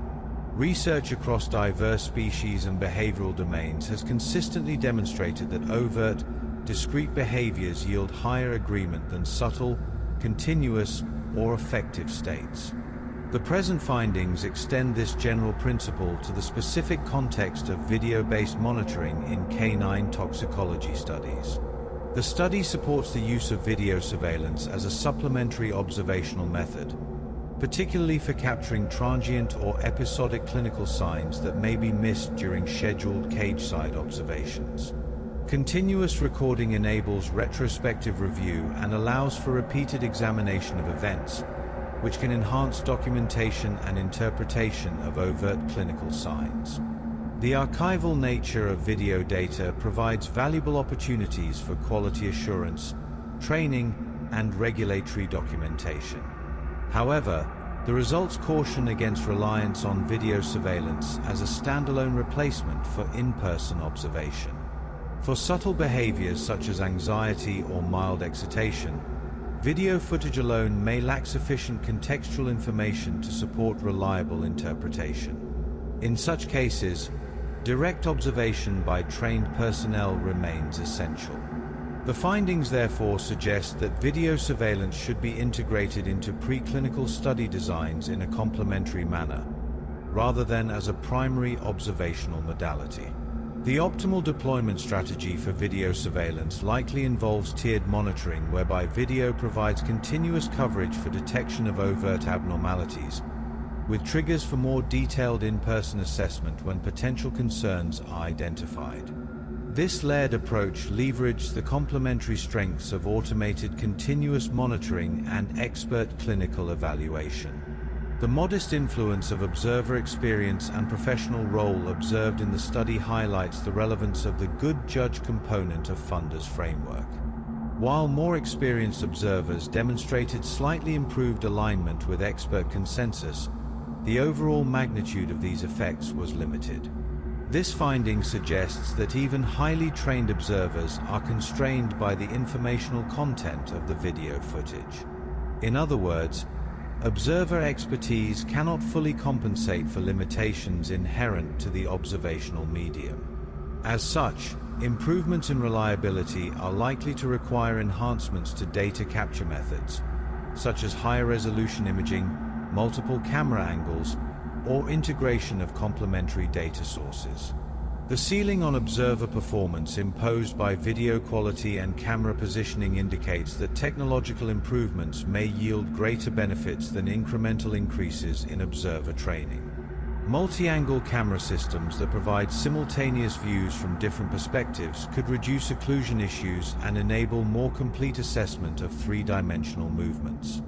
Higher frame rates could better capture rapid phenomena such as tremors. Enhanced audio quality could improve detection of vocalizations and other auditory indicators of distress or abnormality. The variability in agreement across observation categories underscores the importance of the good trait dimension, which emphasizes the inherent observability of the behavior itself. Behaviors such as convulsions and vomiting possess clear, discrete visual signatures that lend themselves to reliable identification. In contrast, behaviors like anxiety lack universally accepted visual markers, making consistent classification challenging. This distinction has practical implications for study design and endpoint selection. When video surveillance is employed, investigators should prioritize endpoints that are well suited to visual assessment and exercise caution when interpreting video-based evaluations of more subjective behaviors. The appropriate matching of monitoring modality to behavioral endpoint represents a critical design consideration. Video surveillance should be preferentially deployed for behaviors where it demonstrates adequate reliability and validity, while alternative methods should be employed for phenomena that resist video-based assessment. This tailored approach maximizes measurement quality while controlling costs and complexity.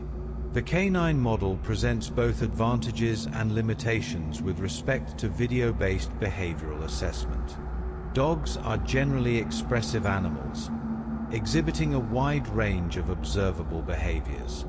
Their size and mobility facilitate visualization of posture, gait, and movement patterns. Nevertheless, certain internal states, such as stress or discomfort, may not manifest in overt behaviors detectable by video alone. The study's findings suggest that while canines are suitable targets for video surveillance of overt clinical signs, they may be less amenable to reliable assessment of subtle affective states without supplementary observational or physiological data. The domestication of dogs has enhanced their behavioral expressiveness, particularly in contexts involving human interaction. However, video surveillance typically captures behavior in the absence of human presence, potentially reducing the range of expressive behaviors displayed. Additionally, individual variation in behavioral reactivity and expressiveness may influence the detectability of internal states, with some animals exhibiting clear behavioral manifestations of discomfort while others remain behaviorally cryptic. The study's results are broadly consistent with prior investigations into interobserver reliability in behavioral assessment, both within and outside the context of video surveillance. Similar patterns of high agreement for overt behaviors and lower agreement for subjective states have been reported in rodent, primate, and human behavioral studies. By extending this line of inquiry to preclinical canine safety studies, the present investigation fills a methodological gap and provides species-specific data that can inform future research and regulatory discussions. Several limitations inherent to the video surveillance system were identified as potential contributors to observer variability. Fixed camera angles may restrict visibility of certain behaviors, particularly when animals move outside the primary field of view or when multiple animals occupy the same enclosure. Additionally, the absence of real-time contextual information, such as recent handling events or environmental changes, may hinder interpretation of behavior. Observers reviewing video footage in isolation may lack critical background knowledge that would otherwise inform their judgments during in-person observation. The two-dimensional nature of video images represents a fundamental limitation relative to direct three-dimensional observation. Depth perception, spatial relationships, and subtle postural adjustments may be more difficult to assess from fixed-angle video than during in-person evaluation. The inability to manipulate viewing angle or to approach animals for closer inspection represents an inherent constraint of remote video monitoring. The retrospective nature of the study imposed certain constraints on data availability and experimental control. Video segments were selected based on historical records, and the distribution of clinical observations was not experimentally balanced. As a result, some behaviors were underrepresented, limiting the precision of reliability estimates for rare observations. Furthermore, the study relied on expert consensus as the ground truth, which, while practical and widely accepted, is itself subject to human judgment and potential bias.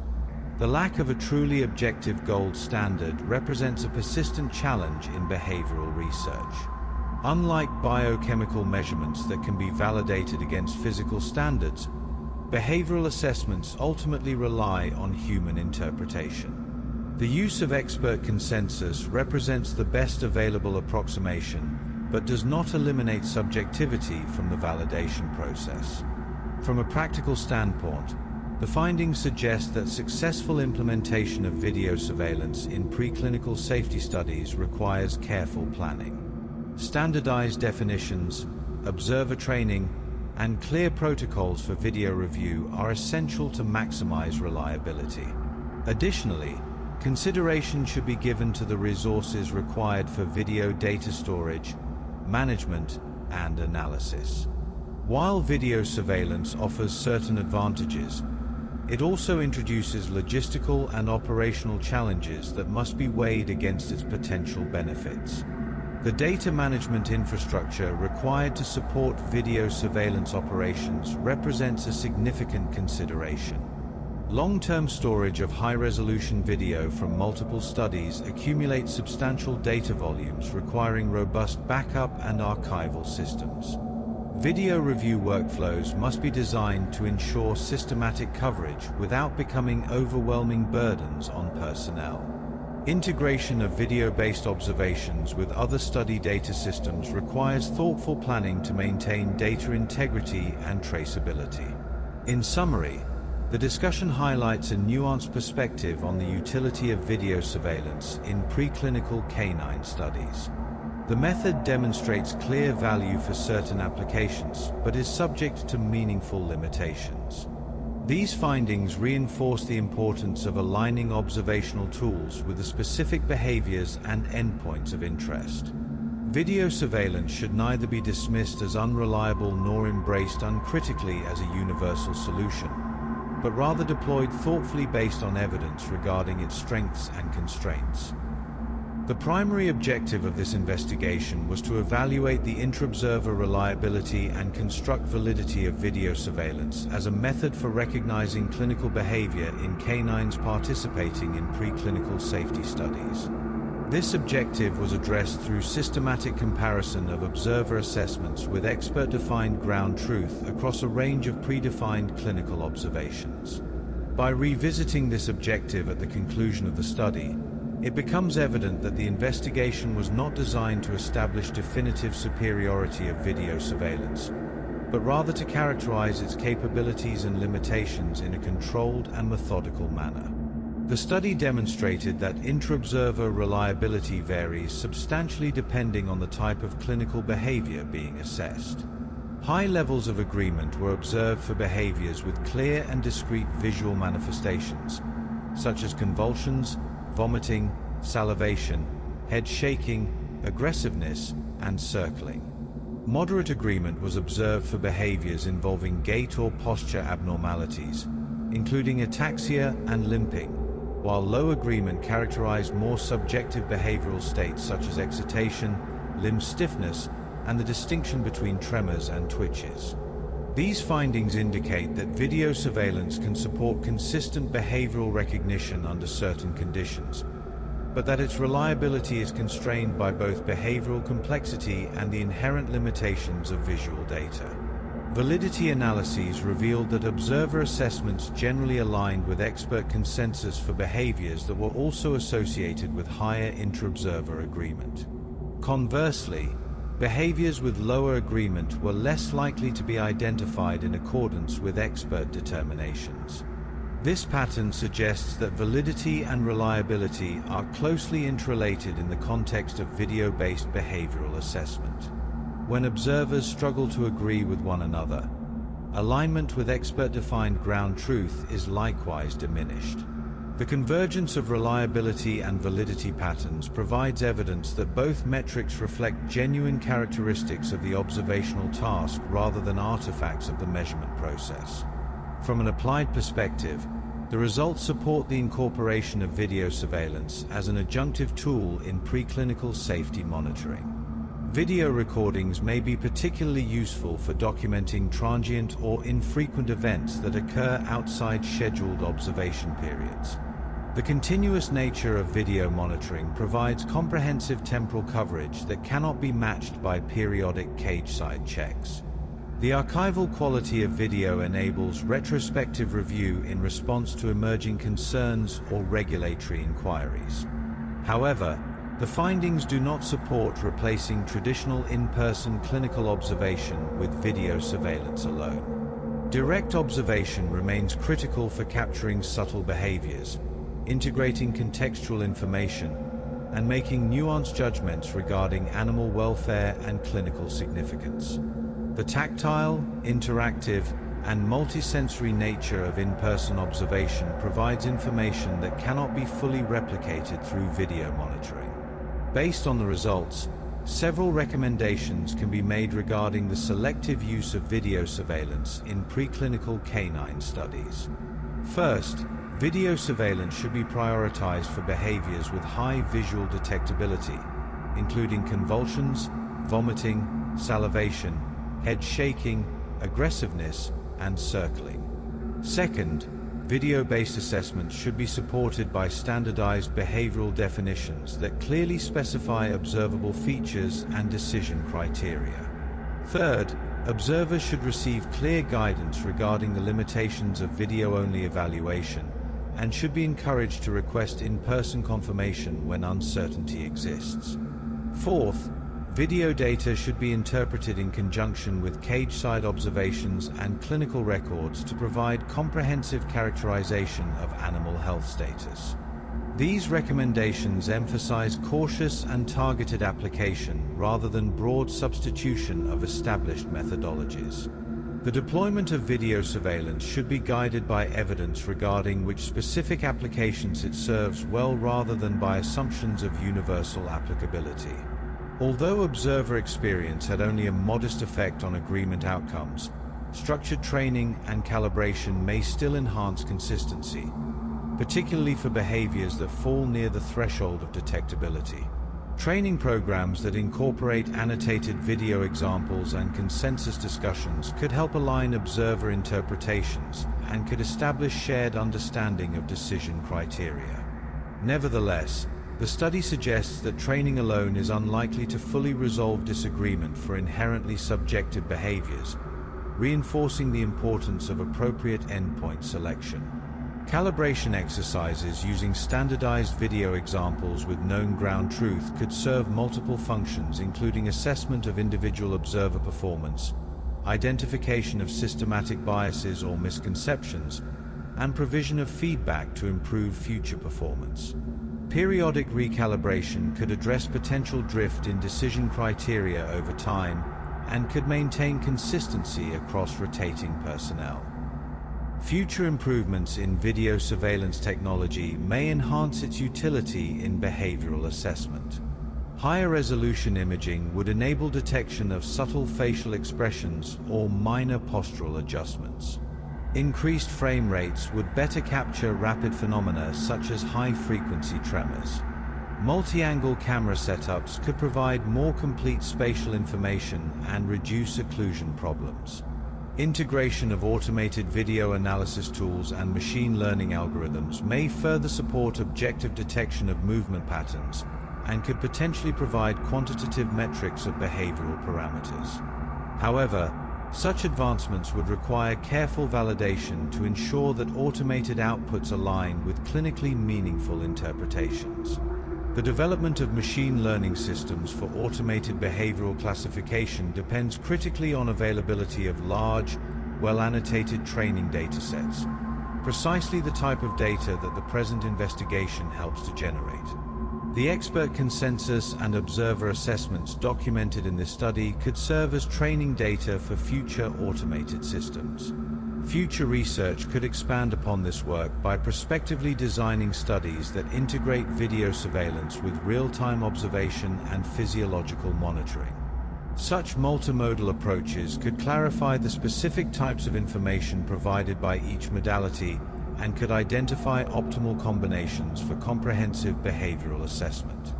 Additional species and behavioral endpoints could be evaluated to determine whether similar patterns of reliability and validity emerge across diverse research contexts.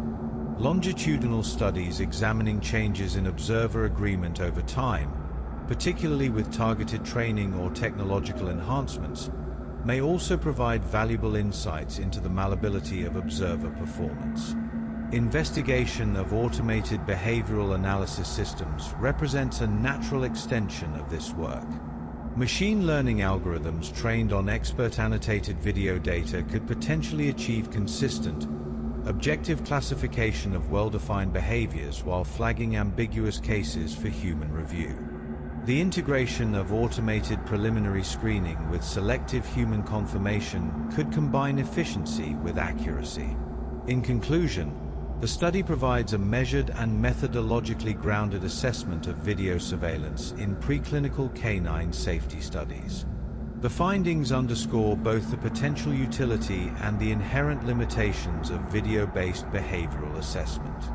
When applied judiciously and in combination with traditional observational methods, video surveillance can contribute meaningfully to preclinical safety evaluation by providing continuous monitoring, archival documentation, and detection of overt abnormalities.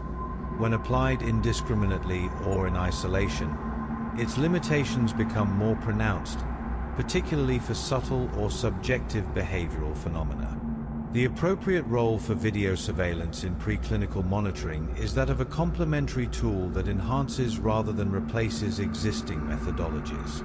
By recognizing both the strengths and limitations of video-based observation, research programs can deploy this technology strategically to maximize its benefits while maintaining high standards for data quality and animal welfare. The empirical evidence provided by this investigation supports evidence-based decision-making regarding when, where, and how to incorporate video surveillance into preclinical safety assessment protocols. Thank you for your attention, or alternatively, your restful repose during this session of the Boring Lecture Series. We hope this has been a useful resource for your studies or a supportive environment for your rest. This lecture was narrated by Dr. Owen, an artificial voice for the Boring Lecture Series. Please see the description for further resources and the complete citation to the primary literature discussed throughout this presentation. If you found this level of detail sufficient, please consider subscribing for our weekly sessions. We will now fade to soothing bioacoustic sounds and ambient tones to allow for a period of quiet reflection or continued rest. Good night.